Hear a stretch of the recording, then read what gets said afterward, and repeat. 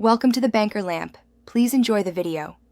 You begin by confirming prerequisites: domain admin access, client OS versions that support BitLocker, and admins templates deployed to the policy definitions central store.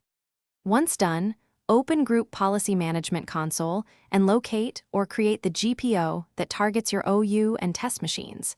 Make sure to link the GPO where your target computers reside to apply settings. Next, navigate to Computer Configuration, Administrative Templates to access the BitLocker policy nodes, so you can configure encryption behavior from Group Policy. Now configure the core BitLocker settings.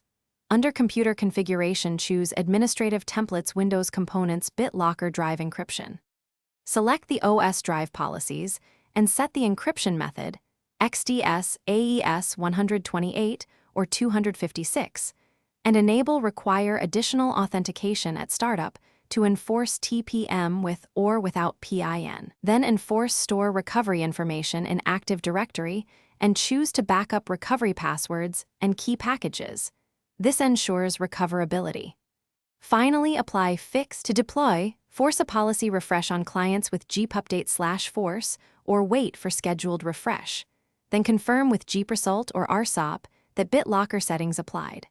Once applied, initiate encryption via Manage BDE on or use Microsoft Intune/MDM BitLocker CSB for remote start, monitor progress and compliance reporting.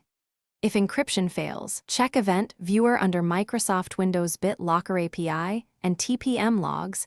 Verify the computer object can write recovery data to ADDS and ensure replication completed.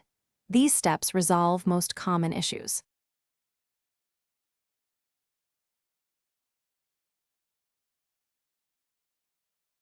Thanks for watching. If this was helpful, leave a like and consider subscribing. See you next time.